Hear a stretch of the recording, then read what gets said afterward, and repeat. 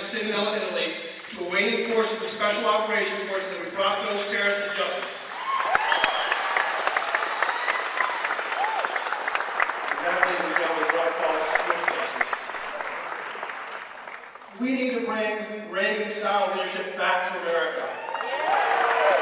We need leaders that understand we must support our troops with the best training and best equipment money can buy.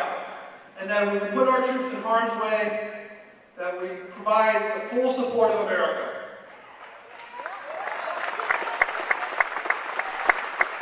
And we're at a crossroads. Because Americans, we must realize that freedom will never be free. Freedom, like President Reagan said, must be fought for, it must be protected, and handed down to our children for them to do the same. So this year, 2010, let us begin the steps to the conservative comeback. We must elect officials that understand and respect the Constitution. We must elect officials that believe in the Second Amendment, the right to keep and bear arms. We must bring principled leadership that understands that free market principles is what make this country great. And that only through limited government and lower taxation will we be able to bring back prosperity for all Americans. We must bring principled leadership that understands we must protect the right of an unborn child.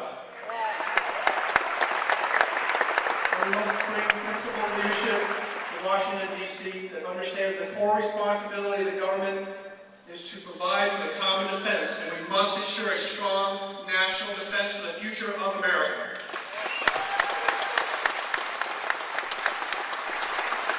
So join me in November. Join me in November to bring back control of the Congress to principled leadership. Join me in November in supporting Scott Ridgel, my friend and fellow veteran, who win back the majority of Congress and bring back America to its greatness. Ladies and gentlemen, God bless you for your service. God bless America. Thank you very much for the opportunity.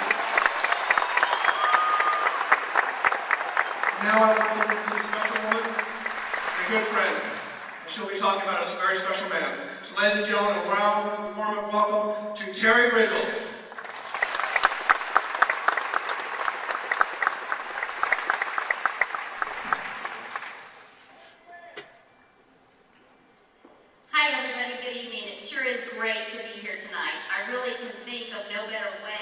Spend my Sunday night than in an arena filled with conservative, like-minded conservatives, who are really united with one purpose, and that's to do whatever it takes to put America back on the right track.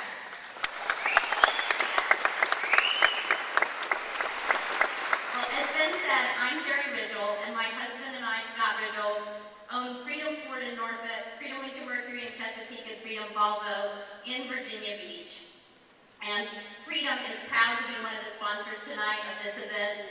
And we're also very proud that Ford Motor Company refused to take any of the government bailout money.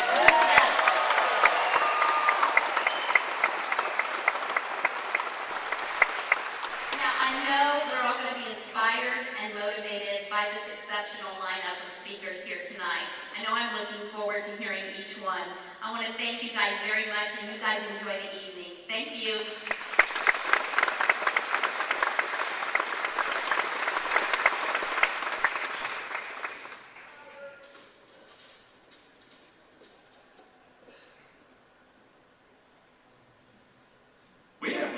We have some great comedians up in the crowd here tonight, so that's pretty cool. Thank you. There is one person that we have not recognized yet. If you listen to the morning show on Freedom 1650, we need to recognize her. Spotlight, we're back here about 6 rows back. So if you could do it, 6 rows back on this side, Janet King, who does our traffic reports. Janet, stand up and say hello. And you've heard Janet on a lot of radio stations. She does our traffic reports on Freedom 1650 mornings now. And if you're going, Janet King, that sounds familiar. She's famous for saying, buckle up, buddy. So, that's Janet King. Thank you, Janet, for being here tonight. We appreciate it. Guys, this Texas is the greatest country on the face of the planet, and I said that earlier, and I mean it from the bottom of my heart. One of the things that helps make it great is the fact that we have the right to worship as we please in this country.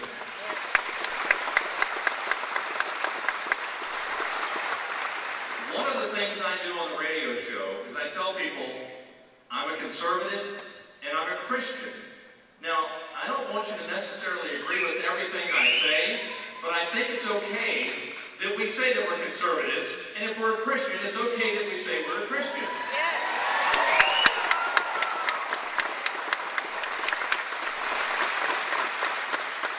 I have a competitor who I once heard him say, and I'm sure he said it more than once, that if you're a Christian or if you believe in a higher power, then you're a mystic. He called my Bible a book of fairy tales. I didn't say that. Now, it's time that we have a fresh voice on the radio, and you have that now. And it's time that this country regained its voice, and we're doing that now. Middle America has woke up. They came awake. You heard that lady say it in Specter's town hall meeting, months and months ago, when she said, "Sir, you have awakened a sleeping giant." Right.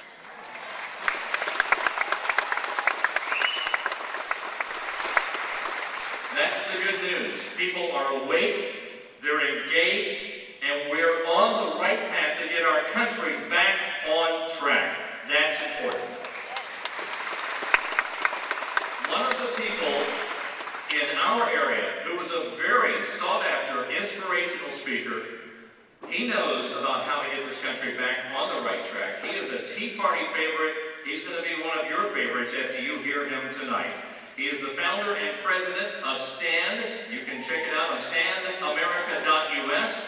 Ladies and gentlemen, please welcome to the stage Bishop E.W. Jackson.